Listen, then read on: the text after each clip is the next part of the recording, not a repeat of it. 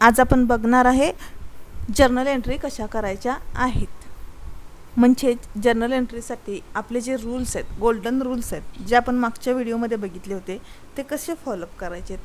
आपले जे काय असेट्स असतील व्यवसायाच्या किंवा जे एक्सपेन्सेस असतील, काय काय आपले इन्कम असतील, ह्याला आपल्याला काय करायचं आहे, डिस्ट्रीब्यूट करायचं आहे. तर कशात करायचं आहे, रिअल, पर्सनल, नॉमिनल. त्याच्यासाठी तुम्हाला रिअल म्हणजे काय, पर्सनल म्हणजे काय, नॉमिनल म्हणजे काय, हे रूल्स माहिती असले पाहिजेत. तर बघा, मागच्या व्हिडिओत आपण डिटेलमध्ये बघितलं होतं रिअल म्हणजे काय, पर्सनल म्हणजे काय, नॉमिनल म्हणजे काय. ह्या आपण व्हिडिओत बघणार आहे की त्याचे रूल्स काय आहेत. तर रिअलचा रूल्स आहे, प्रत्येक रूलला रिअल, पर्सनल, नॉमिनलला फक्त दोनच बाजू असणार आहेत. एक म्हणजे डेबिट आणि दुसरी म्हणजे क्रेडिट. तर रिअलचा आपला रूल आहे, डेबिट व्हॉट कम्स इन आणि credit was goes out. Debit what comes in, credit was goes out. म्हणजेच रिअलमध्ये काय येतात, तर आपले सर्व असेट्स येतात. ज्या काय असेट्स तुमच्याकडं आल्या असतील त्या कुठे येणार आहेत, डेबिटला येणार. आणि ज्या असेट तुमच्याकडनं किंवा असेटच्या बदल्यात जे काय तुमच्याकडनं गेलं असेल ते कुठं जाणार आहे, तर क्रेडिटला जाणार आहे. ठीक आहे. नंतर पर्सनलचा रूल काय, डेबिट द रिसिवर आणि क्रेडिट द गिवर. ज्याच्या कोणाला काय मिळणार आहे तो कोण असणार आहे, तर रिसिवर असणार आहे. आणि जो कोण कुणाला देणार आहे, देणारा असणार तो कोण असणार आहे, गिवर असणार आहे. म्हणजेच गिवर जाणार आहे क्रेडिटला आणि रिसिवर येणार आहे डेबिटला. नंतर नॉमिनलचा रूल काय, तर debit the expenses and losses आणि credit the income and gain. म्हणजे जे व्यवसायाचे खर्च असतील किंवा लॉस असेल, ते सर्व लॉस आणि ते सर्व खर्च आपल्या डेबिटला येणार आहेत नॉमिनलनुसार. आणि जे काय तुमचा इन्कम असेल, गेन असेल, उदाहरणार्थ डिस्काउंट रिसिव्ह असेल, ॲडव्हान्स रिसिव्ड असेल, हा काय येणार आहे, सर्व कुठे येणार आहे, तर क्रेडिटला येणार आहे. तर बघा आता काय आहे नंतर पुढं, तर how to distribute transactions in real, personal, nominal. तर रिअल, पर्सनल, नॉमिनलमध्ये तुम्हाला जे काय तुमचे ट्रान्झॅक्शन्स असणार आहेत ते काय करावे लागणार, डिस्ट्रीब्यूट करावे लागणार. म्हणजे ट्रान्झॅक्शनमध्ये दोन गोष्टी असणार आहेत, एक तर येणारे असणार आहे, तसेच जाणारे असणार आहे, किंवा एक घेणार असणार आहे, एक देणार असणार आहे, तसंच एक एक्सपेन्सेस असणार आहे आणि एक इन्कम असणार. हे तुम्हाला दोघांना शोधून काढायचे आहेत. हे गरजेचं नाही आहे की दोघं पण ॲट अ टाईमच असले पाहिजेत. एखादी रिअल गोष्ट असू शकते, एखादा नॉमिनल असू शकतो. म्हणजेच की प्रॉफिट झालं तर तुमच्याकडे कॅश येणार आहे आणि तुमचं काय होणार आहे, इन्कम होणार आहे. म्हणजेच तुम्हाला इथं रिअल आणि नॉमिनलचं कंबाईन करून सुद्धा रूल वापरावा लागणार आहे. जसं की प्रॉफिट झाला तर तुमच्याकडे कॅश येणार आहे, म्हणजेच काय येणार आहे, कॅश अकाउंट डेबिट. का तर रिअलचा डेबिटचा नियम आहे व्हॉट कम्स इन. तसाच नॉमिनलचा नियम काय, debit the expenses and losses and credit the income and gain. मग प्रॉफिट काय तुमचा, इन्कम आहे, त्यामुळे प्रॉफिट कुठे जाणार आहे, क्रेडिटला जाणार आहे. आलं लक्षात. तसंच बघा, रिअलमध्ये परत दोन प्रकारचे असेट आहे. रिअल हा आपला रिअल अकाउंट हा आपला असेटशी रिलेटेड आहे. त्यामुळे असेटचे आपण टाईप बघितलेले, तर दोन टाईप बघितलेले, टँजेबल आणि intangible asset. Tangible asset means those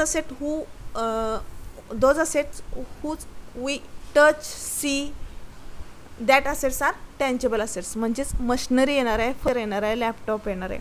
आणि इनटँजेबल असेट्स ज्या डोळ्यांना दिसणार नाहीत पण त्या अस्तित्वात असणार आहेत, त्या असेट्सला आपण काय म्हणणार आहे, इनटँजेबल असेट्स. त्याचंच आपण उदाहरण बघितलेलं गुडविल, ट्रेडमार्क, कॉपीराईट, पेटेंट्स.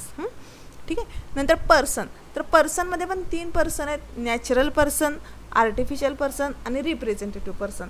आता हे आपण डिटेलमध्ये मागच्या व्हिडिओत बघितलेले आहेत. तर ह्या तिन्ही पर्सनला आपला एकच रूल लागणार आहे, तो म्हणजे पहिला डेबिट द रिसिवर आणि क्रेडिट द गिवर. हा जो काय पर्सनचा नियम आहे, हाच पर्सनचा नियम तिघांना पण लागणार आहे. नॅचरलला पण लागणार आहे, आर्टिफिशियलला पण लागणार आहे आणि रिप्रेझेंटेटिव्हला पण लागणार आहे. आणि एक्सपेन्सेस नॉमिनलसाठी काय, तर सर्व एक्सपेन्सेस असतील, लॉसेस असतील, त्याचप्रमाणे इन्कम असतील आणि गेन असतील. मग व्यवसायाचे एक्सपेन्सेस काय असणार आहेत, तर सॅलरी असणार आहे, रेंट्स असणार आहे, रेट्स असणार आहे, टॅक्सेस असणार आहेत. बरोबर आहे का. हे काय झाले, व्यवसायाचे एक्सपेन्सेस झाले. आणि तसंच व्यवसायाचं इन्कम काय असणार आहे, तर सॅलरी रिसिव्ड असणार आहे, rent received, commission received, discount received. हे काय झाले, आपले इन्कम झाले. तसंच प्रॉफिटसुद्धा आपला काय असणार आहे, इन्कम असणार आहे. ठीक आहे. हे झालं रिअल, पर्सनल, नॉमिनलचं डिवायडेशन. आता आपल्याला बघायचं की जनरलचं स्पेसिमन म्हणजेच जे प्रोफार्मा असणार आहे तो कसा असणार आहे. बघा, तर इथं दिसतोय आपल्याला. आपण सुरुवातीला काय करणार आहे, जनरल एंट्री पास करताना लिहिणार आहे journal entries in the books of. कोण तुमचा ट्रेडर असेल त्याच्या ट्रेडर्सच्या वहीत आपण करणार आहे, किंवा तो कोणतं बिझनेसचं पुस्तक असेल त्याच्या पुस्तकमध्ये करणार आहे. ठीक आहे. त्यामुळे ते इन द बुक्स ऑफ आपल्याला लिहावंच लागणार आहे. नंतर त्याचं काय प्रोफॉर्मा बघा, पहिला कॉलम असणार आहे डेटचा, की ज्यात डेट लिहायची, आपल्याला ट्रान्झॅक्शनची डेट लिहायचे. दुसरा कॉलम असणार आहे पर्टिक्युलर. ह्या पर्टिक्युलरमध्ये आपल्याला काय करायचं आहे, तर तुमचं जे काही रिअल एंट्री असणार आहे, जसं की cash account debit to rent account, आणि त्याला नॅरेशन असणार आहे being received rent for cash of rupees dot dot काय असेल ते. आता राहिला प्रश्न LFचा. तर LF म्हणजे काय असतं, तर लेजर फेल्यू. म्हणजेच तुमचे जनरल एंट्री व्यवसायाच्या खूप होत असणार आहेत. रोजच्या जे काही ट्रान्झॅक्शन असणार ते तुम्ही काय करत असणार, तर रेकॉर्डिंग असणार आहे. कारण अकाउंटिंग्स म्हणजे काय असणार आहे, accounting is an art of recording classifying data. त्यामुळं काय असणार आहे, जनरल एंट्री खूप साऱ्या असणार आहेत. तर ह्या जनरल एंट्री आपण नुसतं जनरल एंट्री ठेवत नाही, ह्याचं परत पोस्टिंग आपण लेजरमध्ये करत असतो. मग जर राम अकाउंटचं आपण लेजर काढलं असेल, तर जिथं जिथं रामचं नाव येणार आहे तिथं इथं लेजरचं पेज नंबर आपल्याला लावावं लागणार आहे, की जेणेकरून आपल्याला ते रामचं काय जे ट्रान्झॅक्शन असतील ते एका पेजवर सगळे पूर्ण वर्षाचे ट्रान्झॅक्शन एकदम दिसायला मिळणार आहेत आपल्याला. त्यामुळे लेजर फेल्युअरचं असणार आहे. नंतर असणार आहे डेबिट रुपीज आणि क्रेडिट रुपीज. ठीक आहे, हा झाला तुमचा प्रो फॉर्मा. बघा काय काय एकदा परत, डेट, पर्टिक्युलर, LF, डेबिट आणि क्रेडिट. आता सध्या तुम्हाला LF फक्त रिकामे जागासाठीच विचारू शकतात, LFचा आपण वापर करत नाही, पण एक आपला प्रो फॉर्मा आहे त्यामुळे आपण ह्याला काढायचाच आहे. आता बघा ट्रान्झॅक्शन्स परत दोन प्रकारचे आहेत. तर कोणत्या दोन प्रकारचे ट्रान्झॅक्शन्स आहेत, तर कॅश ट्रान्झॅक्शन आणि क्रेडिट ट्रान्झॅक्शन आहेत. तर कॅश ट्रान्झॅक्शन कसे असणार आहेत, तर ज्या ट्रान्झॅक्शन्समध्ये कॅश हा शब्द पर्टिक्युलरली मेन्शन केलेला असणार आहे त्याला आपण काय म्हणणार आहे, कॅश ट्रान्झॅक्शन असणार आहे. बघा इथं काय लिहिलं आहे, goods sold for cash rupees 5,000. इथं फॉर कॅश लिहिलं म्हणजे हा व्यवहार कोणता आहे, तर हा व्यवहार आहे रोखीचा व्यवहार आहे. हा कोणता व्यवहार आहे, रोखीचा व्यवहार आहे. 2 नंबरच्या ट्रान्झॅक्शन्समध्ये आपल्याला दिसतंय goods sold to Ram for cash rupees 1,000. म्हणजे पहिल्या ट्रान्झॅक्शनमध्ये इथं रामचं नाव नव्हतं, फक्त कोणते आपल्याला दिसत होतं, गुड्स, सेल्स आणि कॅश हे 3 आयटम आपल्याला दिसत होते. तर कधी पण गुड्सची एंट्री आपण गुड्स ह्या नावानं करत नसतो, कारण व्यवसाय जेव्हा चालू केलेला असतो तेव्हा त्याचं रॉ मटेरियल हे गुड्सच असणार आहे. मग कपड्याचं असेल तर कपड्याचंच असणार आहे, भांड्याचं असेल तर भांड्याचंच असणार आहे. त्यामुळे गुड्स आपण कधीसुद्धा जनरल एंट्रीमध्येच वापरत नाही. तर गुड्स ऐवजी आपण काय वापरत असतो, सेल्स. तर सेल्स कशात जाते बघा आपलं, तर सेल्स जाते आपलं नॉमिनलमध्ये. म्हणजेच काय झालं तुमचा सेल्स म्हणजे काय, ते माल विकलेला आहे. म्हणजे माल विकलाय म्हणजे तुमच्याकडे काय आलंय, तर तुमच्याकडे आलेले आहेत पैसे. म्हणजेच तुमचा काय झालेला आहे, तर इन्कम. बघा तुमच्याकडे काय आले, तर पैसे. कॅश काय, रिअल. म्हणून रिअलचा नियम काय येणार आहे, व्हॉट कम्स इन. आणि सेल्स काय, नॉमिनल. सेल्समुळे काय झालं, तुमचा इन्कम झाला. म्हणजेच काय येणार आहे एंट्री, तर cash account debit to sales account येणार आहे. तसंच काय दुसरी एंट्री काय येणार आहे का, तर ही ट्रान्झॅक्शन्स आपली रोखीनं झालेले आहे म्हणून आपलं काय येणार आहे, कॅश अकाउंट डेबिट येणार आहे. 3 नंबरची एंट्री बघा आपली, goods sold to Ram of rupees 5,000. तर इथं काय बघा, इथं कॅश हा शब्द नाही आहे. 3 नंबरच्या ट्रान्झॅक्शनमध्ये बघा कॅश हा शब्द नाही आहे. म्हणजे हे 3 नंबरचं ट्रान्झॅक्शन हे कोणतं आहे, तर क्रेडिट ट्रान्झॅक्शन आहे. तर आता ह्यात काय दिसते तुम्हाला, सेल्स दिसते आणि राम दिसतं, की गुड्स तुमच्याकडून गेलेला आहे. तर कुणाला गेलेला आहे, तर राम कोण झाला, तर रिसिव्हर झाला. मग आपलं पर्सन, राम काय आहे, तर पर्सन. तर पर्सनचे नियम काय आपला बघा, तर डेबिट द रिसिव्हर आणि क्रेडिट द गिव्हर. मग ह्यात राम कोण झाला, रिसिव्हर. म्हणजे एक तर जागा फिक्स झाली की राम जाणार आहे डेबिटला. आता आपल्याला काय करायचं आहे, तर क्रेडिटला कोण जाणार आहे, तर आपला काय झालं आहे, सेल्स झालं आहे. म्हणून काय करणार आहे आपण, Ram account debit to sales account येणार आहे आपली जनरल एंट्री. आणि बिईंग नॅरेशन येणार आहे goods sold to Ram on a credit. आलं लक्षात. कॅश ट्रान्झॅक्शन आणि क्रेडिट ट्रान्झॅक्शन कसं ओळखायचं, तर इथं कॅश हे दोन्ही ट्रान्झॅक्शनमध्ये कॅश आहे बघा. इथं रामचं पण नाव आहे, पण कसं केलं आहे, रामला रोखीनं माल विकला. आणि इथं काय नुसता माल विकलाय, कुणाला विकलाय आपल्याला माहीत नाही. इथं माहीत झालं आपल्याला की रामला पण रोखीनं माल विकलेला आहे. पण ह्या ट्रान्झॅक्शनमध्ये आपल्याला कळते की फक्त रामला विकलाय, रोखीनं विकलेला नाही आहे. कारण इथं कॅशचा हा शब्द नाही आहे. म्हणजे आपल्याला ट्रान्झॅक्शनचे कोणते 2 प्रकार आहेत, तर कॅश ट्रान्झॅक्शन्स आणि क्रेडिट ट्रान्झॅक्शन्स. आलं लक्षात. आता बघा पुढं आपण जनरल एंट्री बघूया. एक सोपी जनरल एंट्री बघूया, की पहिले रिअल अकाउंटची जनरल एंट्री बघूया, की जेणेकरून तुमच्या लक्षात येतील. नंतर आपण मिक्स करत जाऊया. तर आता बघा इथं ट्रान्झॅक्शन काय सांगितलं तुम्हाला, machinery purchase for cash rupees 1,000. 1,000 रुपयाची मशिनरी खरेदी केलेली आहे. तर आता इथं आपल्याला सरळ दिसते की मशिनरी लिहिले, बरोबर आहे का, मशिनरी आहे म्हणून आपण काय करणार, मशिनरी लिहिले. म्हणजे आता मशिनरी काय आहे, तर असेट आहे. असेट कशात येतो, तर रिअलमध्ये येतो. मग आता तुमच्याकडनं काय झालं आहे, परचेस केलं म्हणजे तुमच्याकडे काहीतरी आलं असणार आणि त्या मशिनरीच्या बदल्यात काहीतरी गेलं असणार आहे.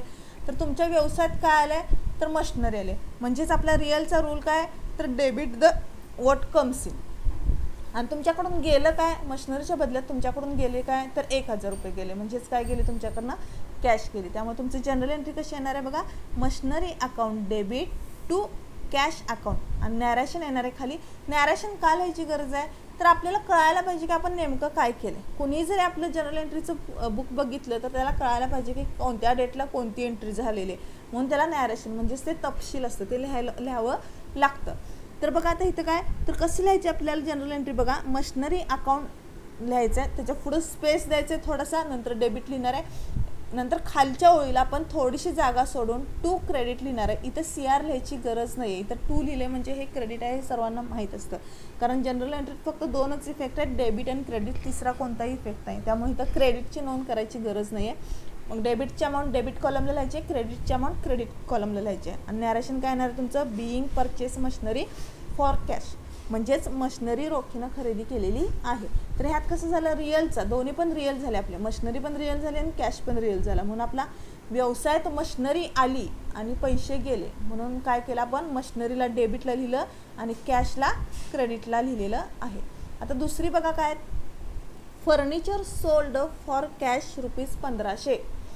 फर्निचर विकलेलं आहे, कसं विकलं आहे, तर कॅशनं विकलं आहे, रोख आहे बघा. हे कसं विकलं आहे, इथं कॅश शब्द आहे, म्हणजेच काय, रोखीनं विकलेलं आहे. तर कितीला विकलं आहे, 1500 रुपये. मग आता फर्निचर विकल्यावर तुमच्याकडं काय आलं आहे, तर तुमच्याकडं कॅश आली, म्हणजे 1500 रुपये तुमच्याकडं आलेले आहेत. आणि फर्निचर काय, असेट. असेट कशात येतात, तर रिअलमध्ये येतात. मग रिअलचे नियम काय आहेत बघा, आपला debit what comes in, credit what goes out. तर तुमच्याकडं काय कम्स झालं, तर तुमच्याकडं कॅश कम्स झाली, म्हणून कॅश कुठे येणार, डेबिटला. आणि तुमच्याकडून काय गेलं, तर तुमच्याकडून फर्निचर गेलं, म्हणून फर्निचर कुठे येणार, क्रेडिटला येणार. मग बघा कशी एंट्री लिहायची आहे, cash account debit to furniture account. To furniture account ₹1500, डेबिटला 1500 लिहिणार आहे, क्रेडिटला 1500 लिहिणार आहे. आणि त्याला नॅरेशन लिहिणार आहे, being sold furniture for cash, रोखीनं फर्निचर विकलेलं आहे.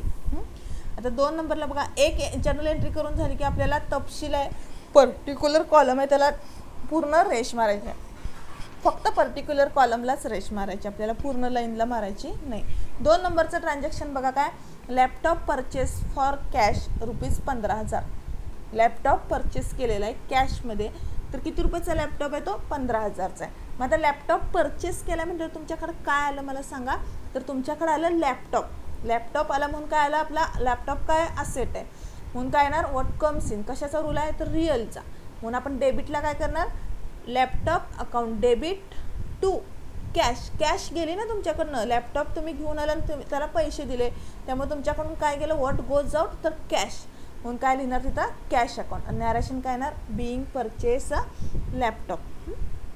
ठीक आहे.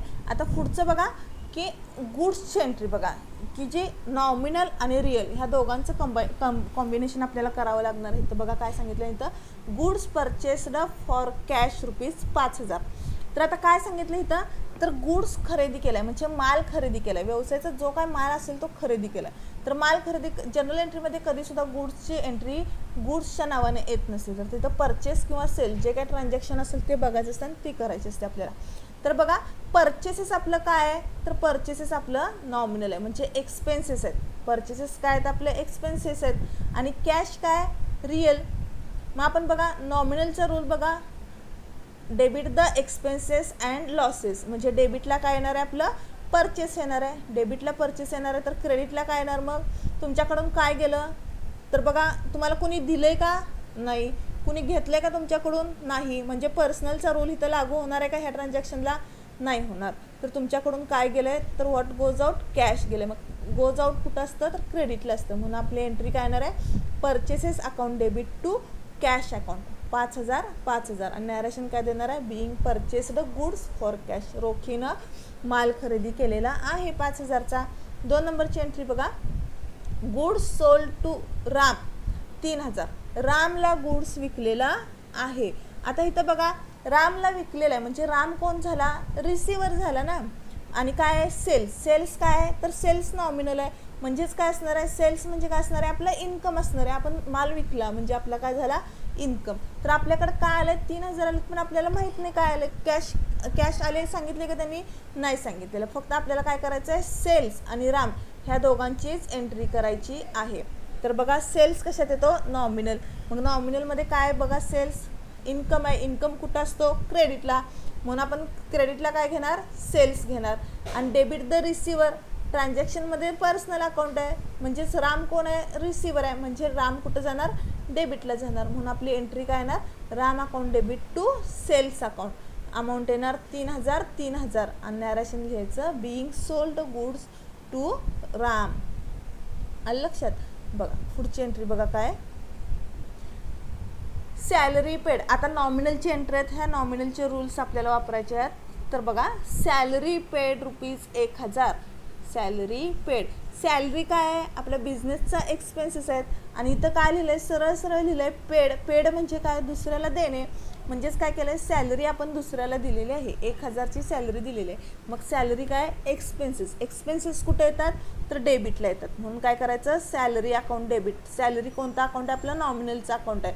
म्हणून आपण सॅलरी अकाउंट डेबिट. आणि तुमच्याकडून काय गेलं, दुसरं काय झालं, कोण आलं का तुमच्याकडं, रिसिवर आहे का कोण, नाही आहे. गिवर आहे का कोण, नाही आहे. तर तुमच्याकडून काय गेलेलं आहे, कॅश गेलेले. किती रुपयाची गेले, 1,000चं. म्हणून आपण काय लिहिलं इथं ट्रान्झॅक्शनमध्ये, टू कॅश अकाउंट. रिअलचा क्रेडिट वॉज गोज आउट. तुमच्याकडून काय गेली, कॅश गेली. म्हणून काय येणार, 1,000 आणि नॅरेशन येणार, बिईंग सॅलरी पेड. आता जशी आपण पेडची एंट्री केली तशीच आपल्याला कशाची एंट्री करावी लागणार आहे, तर receive. Salary receive. Salary receive म्हणजे काय असणार आहे, तर तुमचा इन्कम असणार आहे. रिसिव्ह म्हणजे काय, तुमचा इन्कम. मग आता बघा रिसिव्ह झाले म्हणजे तुमच्याकडे काय आलेलं असणार आहे, सॅलरी कशात येते, सॅलरी कायम कॅशमध्ये येत असते. म्हणून आपल्याकडे काय, कॅश काय, रिअल. मग रिअलचा रूल बघा काय आले तुमच्याकडं, कॅश आले. म्हणजेच व्हॉट्स कम्स इन कॅश. म्हणून कॅश अकाउंट डेबिट घेणार आहे.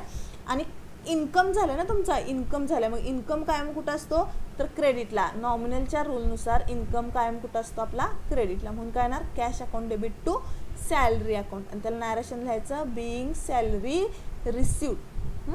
जेव्हा तुम्हाला रिअल, पर्सनल, नॉमिनल हे तिन्ही कॅटेगरी करायलाच जमेल तेव्हा तुम्हाला एंट्री 100% येणार आहेत. आणि जनरल एंट्रीमध्ये कधीसुद्धा मार्क कट होत नाहीत, कारण 3 रूल्सशिवाय आपल्याला दुसरं काही वापरायचंच नाही. इथं डेबिट अँड क्रेडिट, प्रत्येक जनरल एंट्रीला 2च इफेक्ट असणार आहेत, डेबिट आणि क्रेडिट. बाकी दुसरं काय नाही. एकच फक्त लक्षात ठेवायचं तुम्हाला की ट्रान्झॅक्शन कोणत्या प्रकारचे चेक करायचं, त्याच्यानुसार त्यात कॅश घ्यायचं आहे का त्या पर्टिक्युलर व्यक्तीचं नाव घ्यायचं हे आपल्याला बघायचं आहे. ओके ठीक आहे, आपण पुढच्या व्हिडिओमध्ये लेजर अकाउंट्स कसे करायचे हे बघणार आहोत.